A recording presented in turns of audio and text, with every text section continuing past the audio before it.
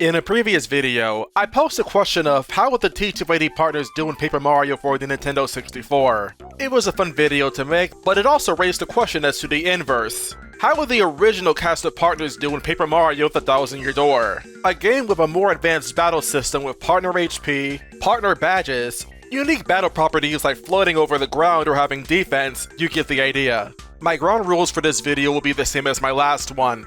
In case you need a refresher, I will judge partners according to where I think you would find them in the game, like how in place of Goombella and Koops, your first two partners would be Goombario and Kooper. But you would not get Parakarry in Chapter 2, instead getting a partner that closer matches the puzzles you'd have to solve in that chapter. I'm also going to have partner moves work as they do in 64, but instead function according to TTYD's battle engine. And that's about it, so let's get on with the video. To begin, we have Goombella's predecessor, Goombario. Now like Goombella, Goombario actually shares a lot of his moves with her, being that he can head bonk, tattle, and multi-bonk. However, unlike Goombella, he instead of learning multi-bonk at Super Rank, learns it at Ultra Rank. Which is fairly unfortunate because multi-bonk is an extremely powerful skill to have early in the game. And with the various ways you can boost its attack power through Power Punch, Power Lift, Mega Rush P, Power Plus P, basically every boss in the game can be steamrolled by it. Granted, Goombario does get multi-bonk at Ultra Rank, but until then, the most he's given is Charge. Now Charge is not a bad move. For 1 FP getting 2 extra attack power, it can actually be very powerful. In theory, this would make Goombario better against bosses with defense, but he's already good against bosses with defense off the virtue of having multiple hits on his attacks. Charge, relatively speaking, isn't doing very much.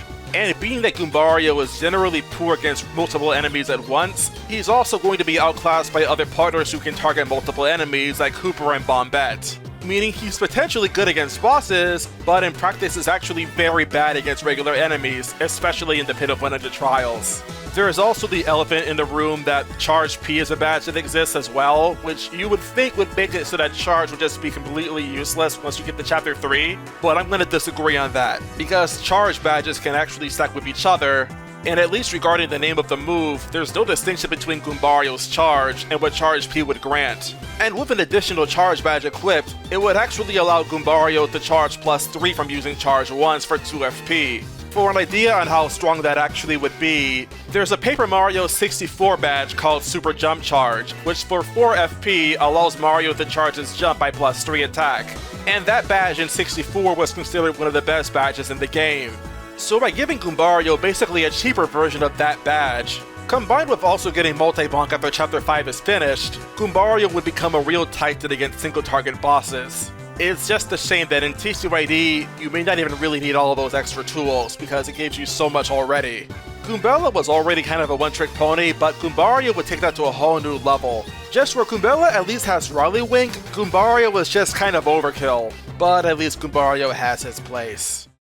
Now as far as Kooper is concerned, I don't really see where he'd be much better than Koops. In a lot of ways, he's basically the same character, down to the fact that they both have a point of defense, except that at Ultra Rank, his Power Shell does less damage, and Fire Shell is just strictly worse than Shell Slam, since in all of TTYD, there's only 2 enemies that are actually weak to fire. Meanwhile, enemies that are actually immune to fire are more common, and even the enemies that aren't immune to fire tend to actually have some defense backing them up. Spunyas, Wizards, Dark Koopa Trolls. Kooper's power against them all is largely unremarkable. It also doesn't help that Kooper's Super Rank move, Dizzy Shell, really would only suffer in TTYD's battle engine. In 64, Dizziness made it so that you couldn't actually move in battle. But in TTYD, all Dizziness really does is reduce the chance of actually getting hit by an enemy attack. Granted, this could still come in clutch if you're lucky, but barring a difficult Pit of 100 Trials challenge run, it's not practical. Bear in mind, as is in TTYD, Miss Mouse Tease is the worst partner move in the game. And that move can hit enemies that are in the air as well. So taking a move that has a higher FP cost and only hits enemies on the ground is comparatively gonna look a lot worse. Even at his best, Kooper is almost entirely outclassed by Koops. At his worst? Well, he's no Goombario, that's for sure. For that matter, Kooper better be thankful that he's available as early as Chapter 1. If he didn't have a Pit of 100 Trials to challenge before Hooktail, he would far and away be one of the worst partners in the entire game. At least in the realm of Free Hooktail Pit, he has a niche, as Power Shell when backed by Mega Rush P is an excellent move. Outside of that though, would not spare him a second thought. Okay, so Flurry is complicated because there really is no partner that can do exactly what she does in 64, in the overworld anyway, but the closest we get to a move that anyone can actually use that can match her Gale Force is Lakilester's Hurricane. So let's say you get Lakilester in Chapter 2. Now compared to other partners you'd see previously, I think there's a lot of strategic merit to Lakilester's attacks. There's not much special about Spiny Flip, it's a decently strong attack that doesn't have to make contact with what it hits, but the damage otherwise is pretty unremarkable. However, Spiny Surge would actually be really good against bosses like Magnus Von Grapple and 2.0, as well as being potentially useful for suppressing Cortez's weapons, and Smorg's Miasmas, albeit with a little bit of extra power, but fortunately partner badges exist in TTYD, and as a result, that won't really be a problem for him. Spiny Surge would also be good in the Pit of 100 Trials, as compared to moves like Bombette's Mega Bomb and Sushie's Tidal Wave, it costs considerably less than FP to hit all enemies on the screen. Sure, he may not set the world on fire as far as bosses are concerned, but Lakilester is still providing good support for Mario. Admittedly, Lakilester's other moves aren't really that good. Cloud9 is basically just Dodgy Fog, which might be a little better in TTYD because bosses tend to be more random, but otherwise, it's not a reliable status, kinda like Kooper's Dizzy Shell. But it is still better because unlike Dizzy Shell, Cloud9 cannot actually fail. Meanwhile, Hurricane would be a great move to have earlier in the game, since there are times where you just do not want to get star points from regular enemies, what with the added RNG from TTYD's stage. But it's not actually made available until after Chapter 5 is completed, and that makes the move a lot less appealing. Overall, I'd say Lakilester would be the first good partner you would have access to. Not great, but his moves actually have some synergy with Mario's, and he'd as a result be able to actually support him. For Chapter 3 to replace Yoshi, we have Parakarry. Now, being a paratrooper, I would also say that Parakarry has a point of defense just like Kooper. I think it makes sense because if a Dupligos copies Parakarry's appearance, it's also going to have defense. So to keep the logic consistent, that's what I'm assuming. That aside, Parakarry's attacks are strong, but suffer a very much fatal flaw. Beyond hitting fairly hard, he doesn't really have anything to offer. And the only move you'd use him for, Shell Shot, loses its one and only niche once Sushie's available, where he's in direct competition with Sushie and her Squirt. You also can just do much better than relying on a 3 FP partner attack that does only like 6 or 7 damage. Like at that point, why not just use Goombario? With his charge, badges like Mega Rush P, and just the fact that his attack hits twice while Parakarry's hits only once, you'd be getting a lot more bang for your buck with him. And missing the point of defense doesn't really matter very much when most of your damage would come from having only 1 HP anyway. And just like that, I think you now understand the biggest problem with Parakarry. Anything he can do, another partner can do better than him. The only move he has that makes him truly distinct from other partners is Airlift, which I'm not convinced is anything more than a gag. All it does is carries an enemy off screen and you don't get star points for them being defeated. Meanwhile, other partners can either scare or blow entire rows of enemies off of the screen, making the effect of immediately defeating one enemy in the fight fairly pathetic. Meanwhile, Air Raid is strong, sure, but so is Sushie's Tidal Wave. And not only does that attack cost the same amount of FP and is available just as early, but the damage that you can get out of Tidal Wave is overall higher. At his core, Parakarry may be one of the saddest partners in the game, a prime example of a jack of all trades, but a master of none. I almost want to call him better than Kooper, but even Kooper at least could be usable in early pit challenges like Pre-Hooktail Pit, where you take your first 2 partners and go down the Pit of 100 Trials before getting your first Crystal Star. Parakarry doesn't have that. And so for now, well, let's just say it's not looking good for Parakarry. Now, you may have noticed that at this point in the game, literally every partner that Mario has met on his journey so far has been male. A funny coincidence, but it's now we're going to get into some female partners. The first of which being Vivian's replacement in Chapter 4, Lady Bow. In the transition from 64 to TTYD, it's tempting to say that Lady Bow would, bar none, be the best of the partners if she was in TTYD. However, being in TTYD, she would suffer from one particularly nasty nerf, and that's to Out of Sight. You see, in the 1000-Year Door, partners can actually end their turn and remain in the front of Mario, provided the partner acted first in the turn. While in 64, the turn would always end with Mario being in front. When Bow releases Mario from Out of Sight, The game assumes that she is in front as she releases Mario, and then he gets to act immediately afterwards, after the enemy side already got to attack. This made Out of Sight an insanely powerful move.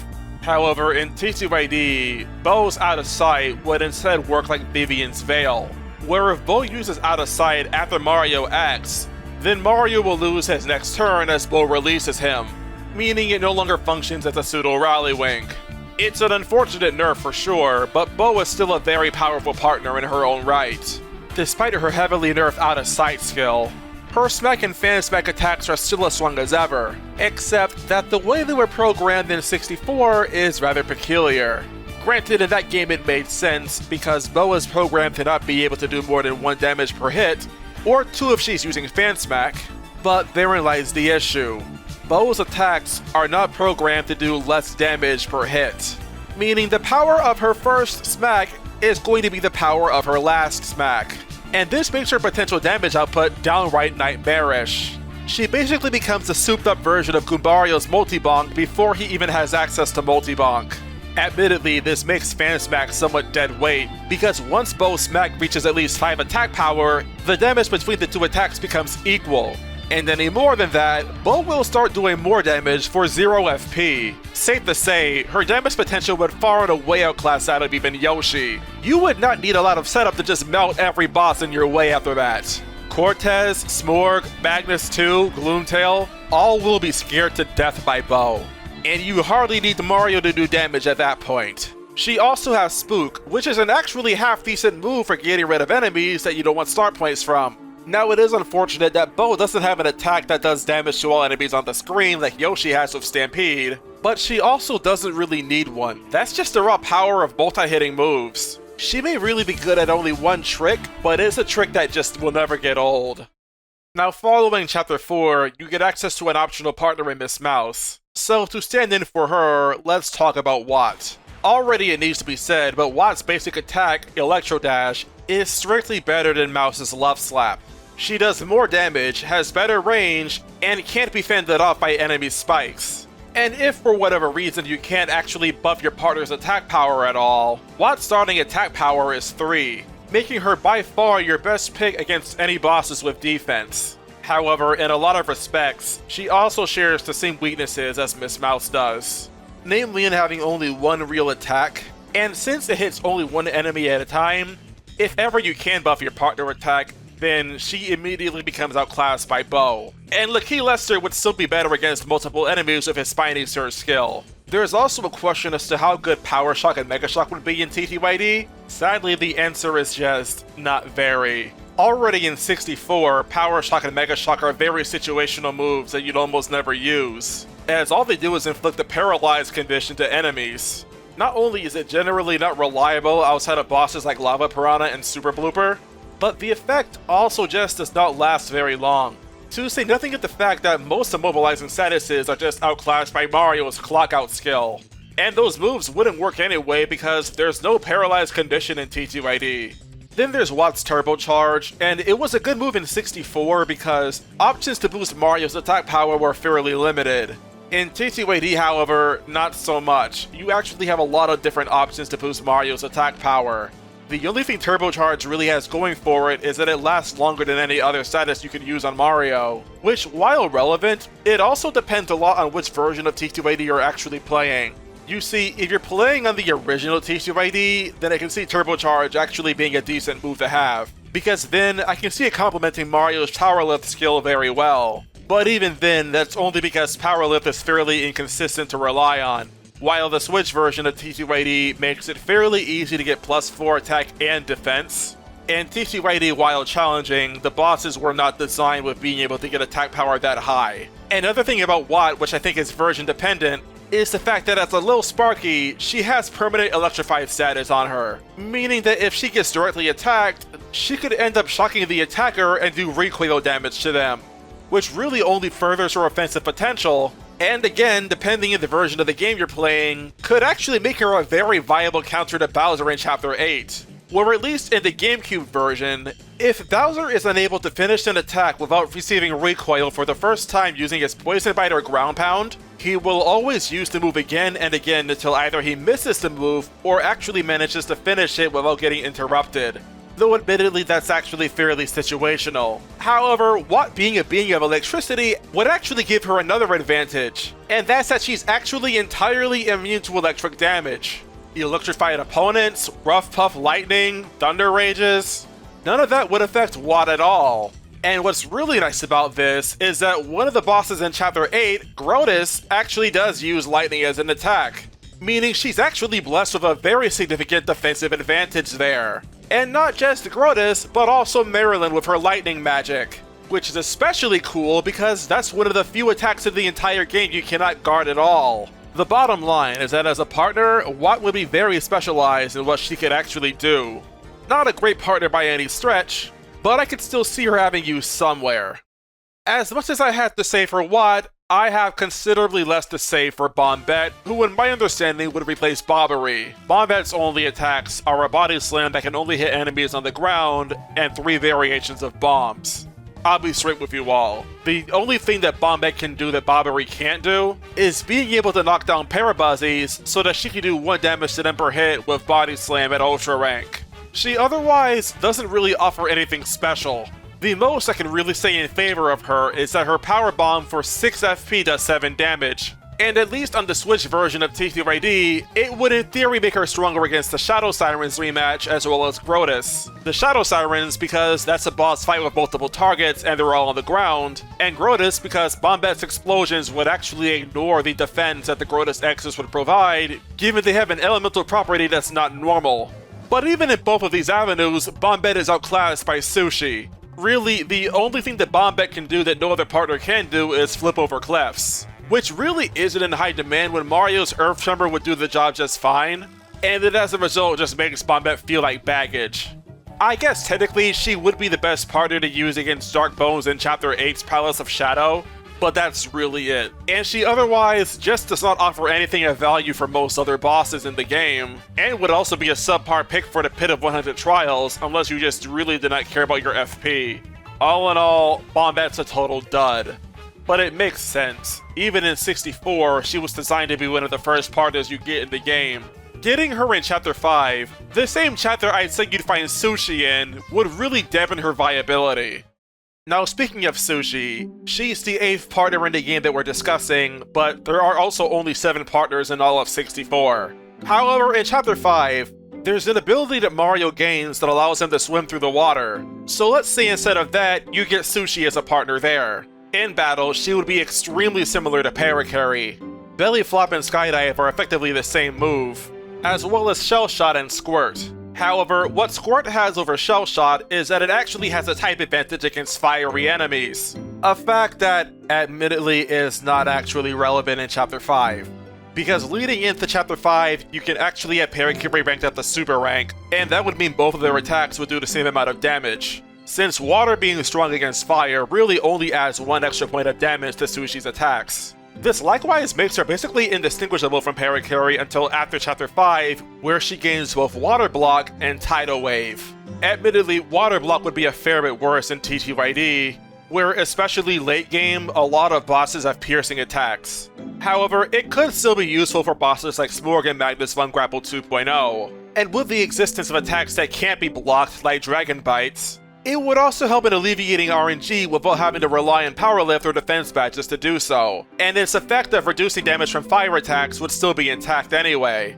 Meanwhile, on the offensive side of the spectrum, you have Tidal Wave, which depending on how fast you are with the action command, the attack ranges from 0 to about 13. Generally, it's not realistic to assume that the average player can reach 13 attack power consistently, or even really at all. But if you're moderately fast, you can get about 6 or 7 damage with the move. Meaning not only can it be as strong if not stronger than Bombette's Mega Bomb, but it has the exact same range for less FP. And unlike Mega Bomb, no enemies exist that are actually immune to water. So if you wanted to use a partner for the purpose of clearing the entire screen of enemies, Sushie would end up being your best bet. And because Sushie's Tidal Wave is actually a water element attack, A boss like Grotus, who has his X's increase his defense, is not going to be able to reduce the damage that Sushie can dish out. There really isn't much to say about Sushie, she really is just a better version of Parakarry and Bombette. And while in TTYD that doesn't really matter for much, what with all the busted stuff your other partners can actually do, it all the same would still make her a better choice. Maybe you'll agree with me, maybe you won't. But whether or not you do, I'd like to hear your inputs in the comments down below. Do you think a partner should be made earlier in the game and then be able to do more? Maybe I missed something important? Whatever it is, let me know. If you're otherwise curious about how the TTYD partners would perform in Paper Mario 64, you can check out that video on the screen right now. It was a lot of fun to talk about, I think you'd enjoy it too. And until next time, I want to thank my channel members MD Switchy and Nintendo Sixty-Jorts. Thank you so much for your continued support, it really does mean a lot. That's all from me, thank you for watching.